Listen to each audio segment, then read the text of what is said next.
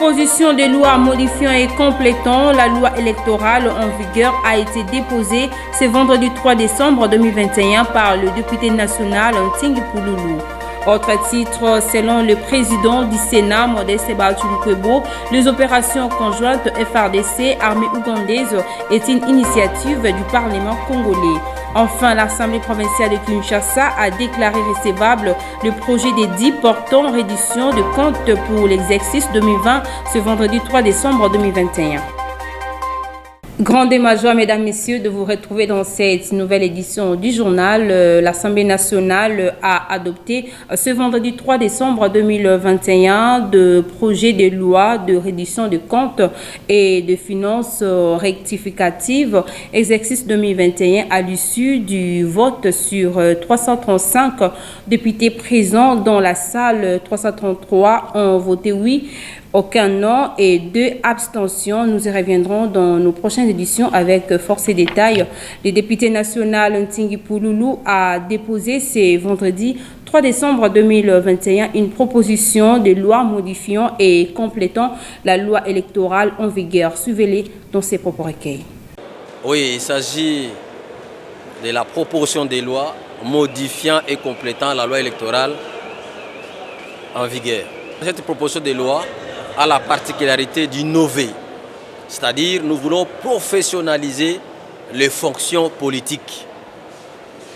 Il est inacceptable de voir des animateurs à la tête des institutions être des stagiaires.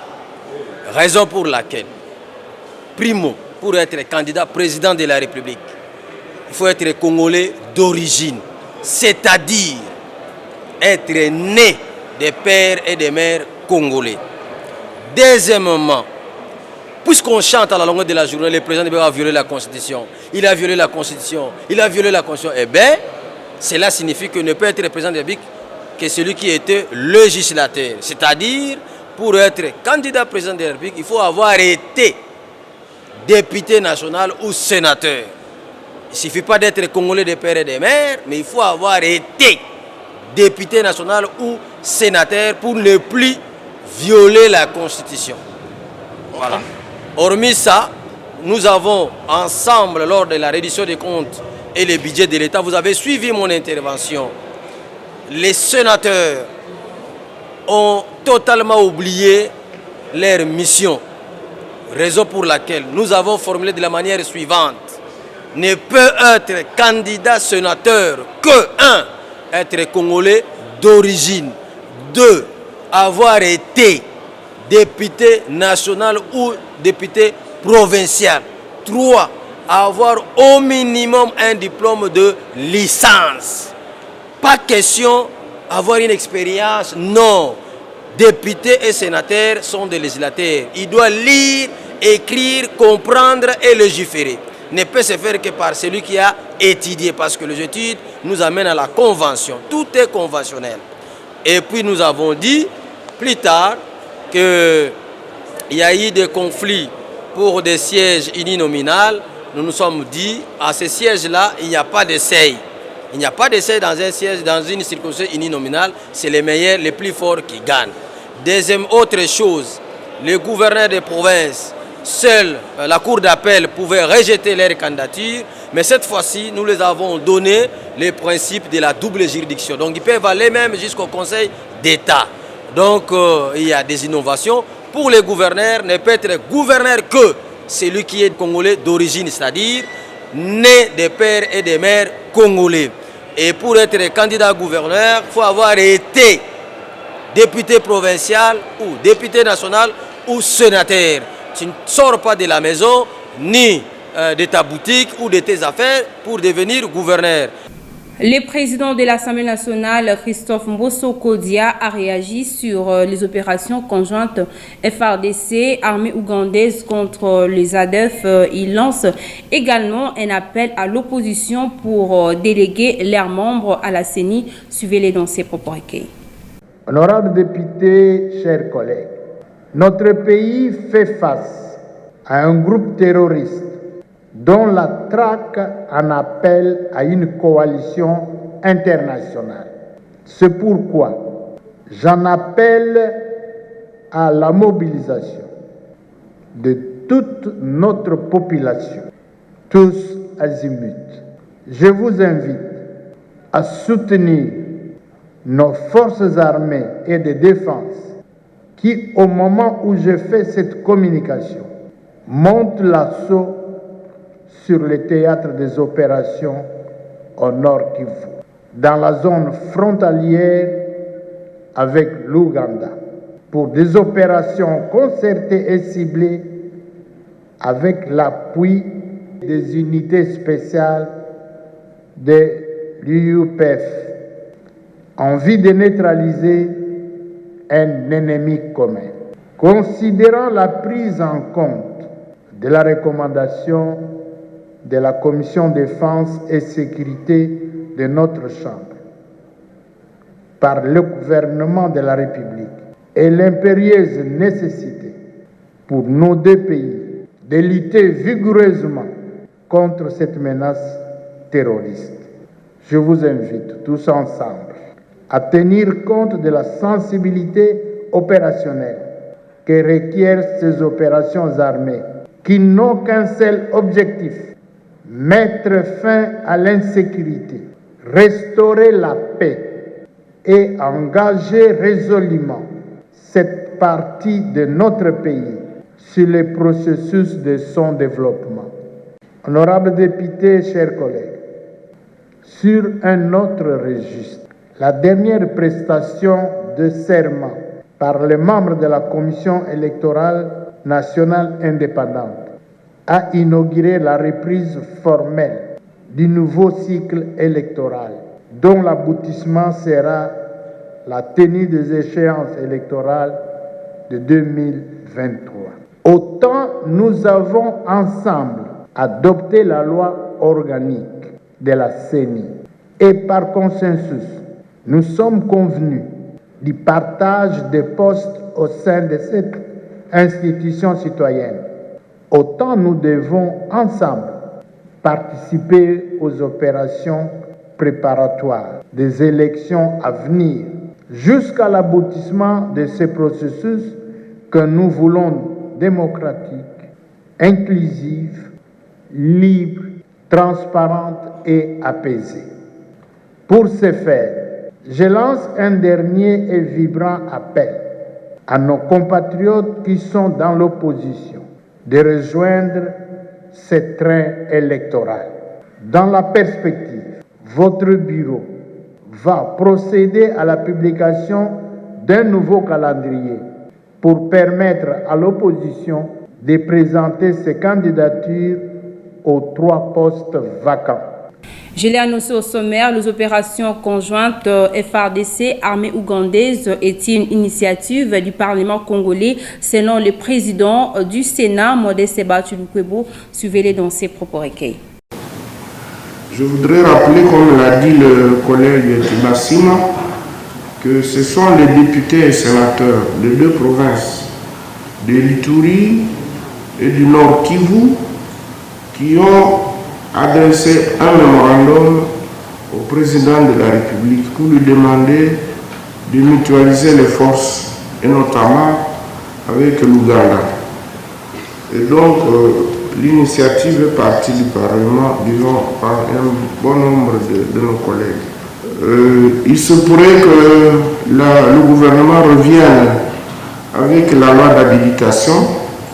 Tout à fait autre chose, l'association de cours de compte francophone était reçue le jeudi 2 décembre 2021 par le président de l'Assemblée nationale, Christophe Mbosso-Kodia. Cette dernière est venue solliciter le parrainage. Suivez-les dans ses propres recueils. Alors nous sommes venus voir le président de l'Assemblée nationale, l'honorable Mbosso, pour l'informer de la tenue à Kinshasa à partir du 8 décembre jusqu'au 10, l'Assemblée générale du Conseil, je vais bien résumer, du Conseil d'organisation de contrôle supérieur de l'Afrique francophone. Nous serons une délégation, une association de plus ou moins vingtaine de pays. Alors, ils se réuniront ici à Kinshasa.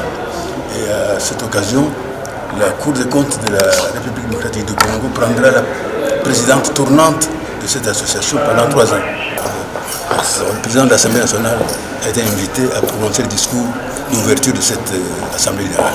Le comité international a présenté au Premier ministre Sama Lukonde la situation sur le préparatif de la 9e édition de Jeux de la francophonie. Suivez-les. Moi, je suis en mission depuis 3 semaines. Dans une mission d'expertise accompagnée des experts du Comité international des Jeux de la francophonie dans tous les secteurs organisationnels, ainsi que des délégués internationaux des fédérations internationales sportives. Aujourd'hui, nous avons souhaité faire une mise au point,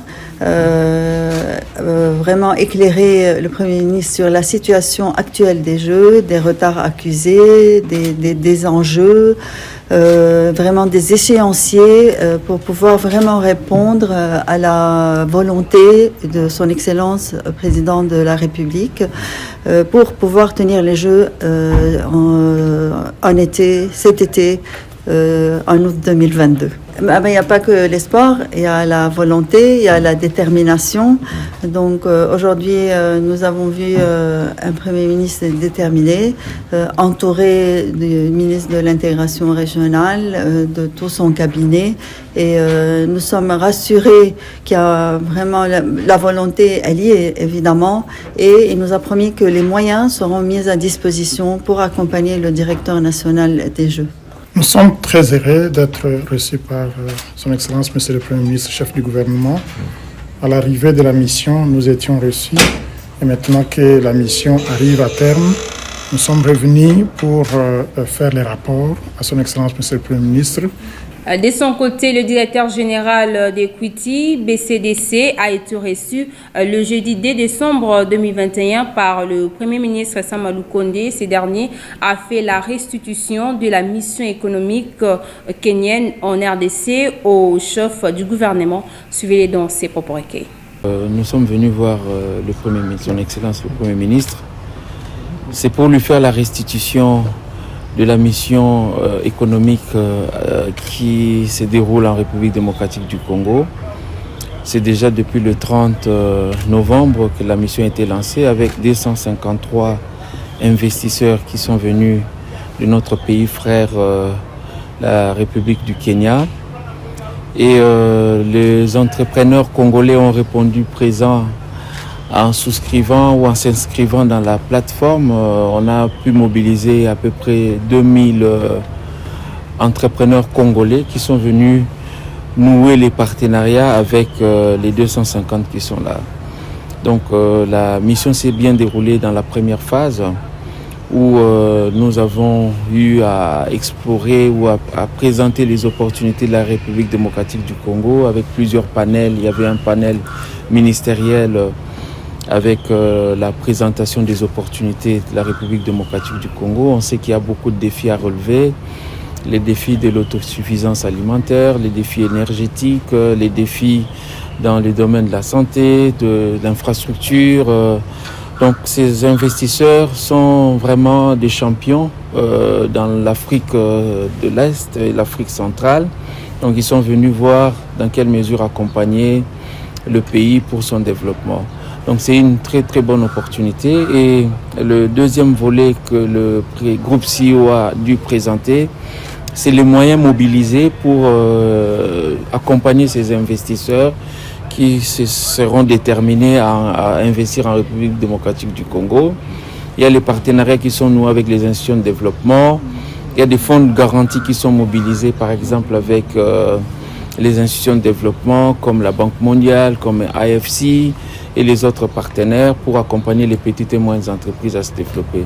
Donc il y a un engagement fort qui s'inscrit dans la vision de la Banque d'être le champion de la prospérité socio-économique des Africains, avec une mission de pouvoir rehausser les niveaux de vie, redonner la dignité et étendre les opportunités de création de richesse. Donc en gros, on a voulu lui faire la restitution pour cette première phase.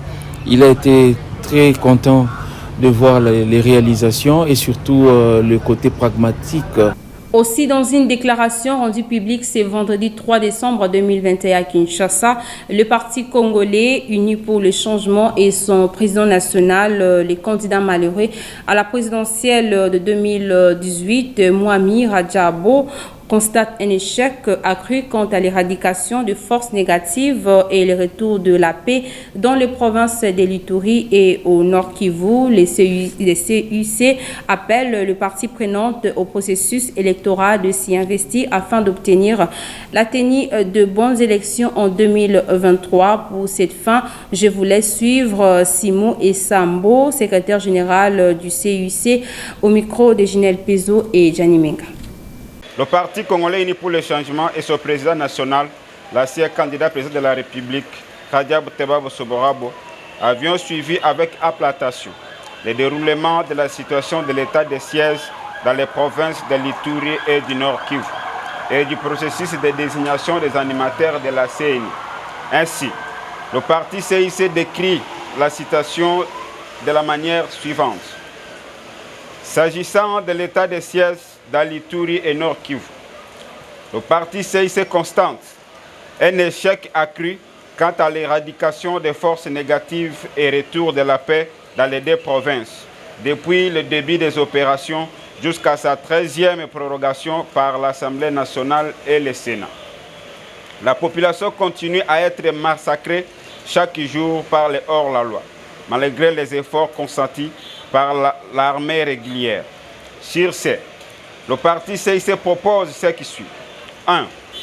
La mise en place effective du programme DDRCS en associant les leaders politiques et notables des deux provinces du Nord Kivu et de l'Ituri, qui ne sont autres que les géniteurs de toutes les tragédies que subissait le petit peuple aujourd'hui. 2. La levée de l'état de siège et l'organisation des élections de gouverneurs civils. Le parti CIC demande à la population congolaise, en général et ceux du Nord ainsi que de l'Ituri, de rester vigilants derrière les FARDC quant à l'arrivée des militaires étrangers pour l'instauration de la paix aux côtés de non-voyants FARDC. S'agissant du processus de désignation des animateurs de la CENI, le parti CIC, comme tous les Congolais, avons constaté le manque de consensus entre les chefs des confessions religieuses censés désigner le président de la CENI. Vu que le PV des 6 confessions religieuses ont été entérinés par l'Assemblée nationale et que les animateurs désignés ont été investis par ordonnance présidentielle, le CIC encourage l'équipe de Denis Kadima et apporte tout son soutien pour la tenue dans les délais constitutionnels des élections générales en 2023. Le parti CIC appelle donc tous les partis prenants au processus électoral de s'y investir afin d'obtenir la tenue de bonnes élections en 2023. L'Assemblée provinciale de Kinshasa a déclaré recevable le projet d'édit portant reddition de comptes pour l'exercice 2020 ce vendredi 3 décembre 2021. C'était au cours de la plénière consacrée à la réplique du ministre provincial de Finances, Jean Ngoyi. Suivez ces reportages de Ginel Pezo et Gianni Menga.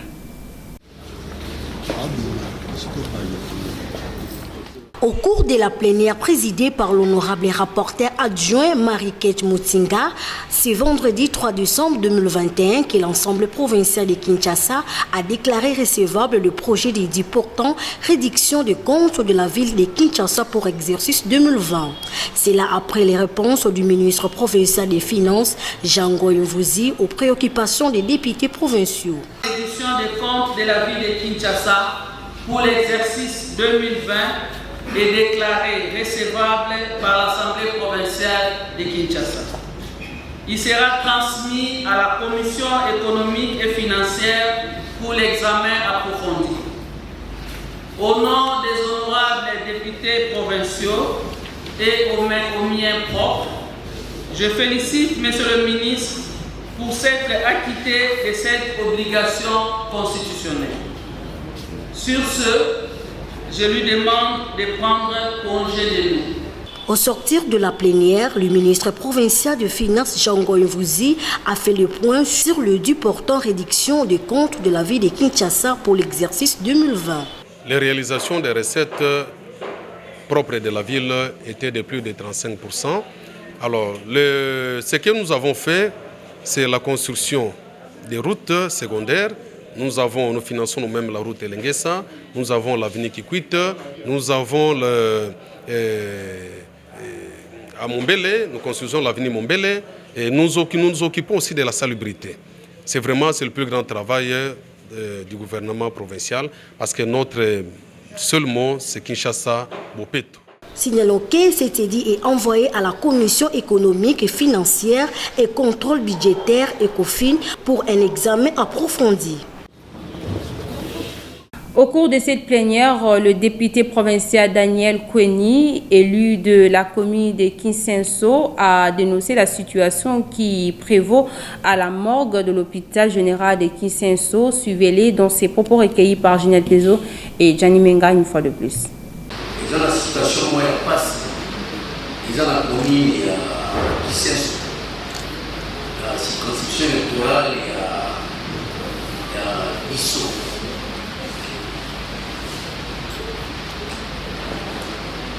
Kinsenso eza na mort ke moko pamba mais soki okei na mort ke wana okuta solo makasi donc toza na problème ya pouvoir partout baza na groupe électrogène moko groupe électrogène eza na bale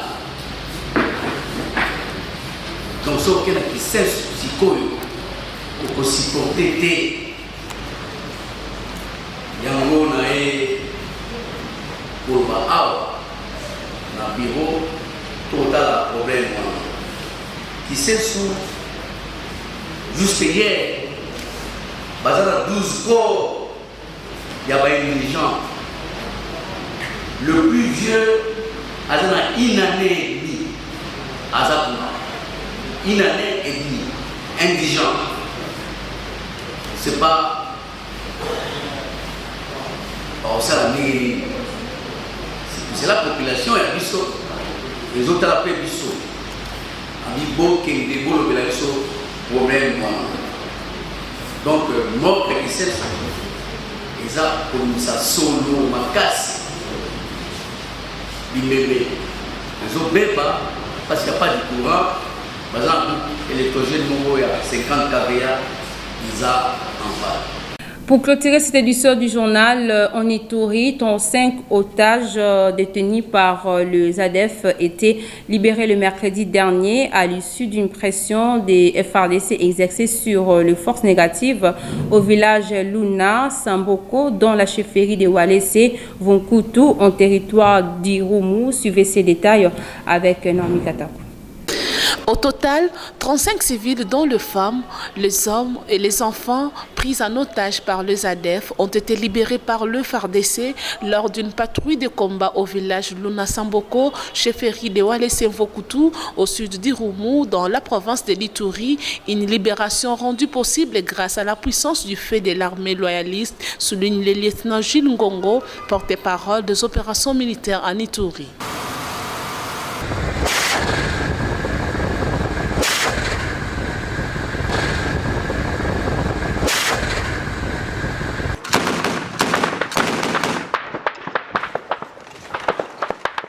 Certaines victimes libérées ont été ramenées sous autre protection des forces armées dans leurs milieux respectifs et d'autres sont admis dans une structure sanitaire de la place pour des soins.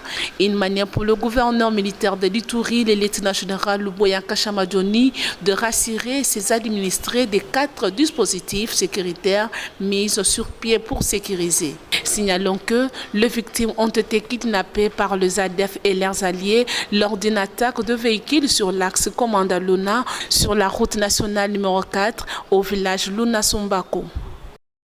Mesdames, Messieurs, nous sommes arrivés à la fin de cette édition du journal. À présent, je vous rappelle le principal titre.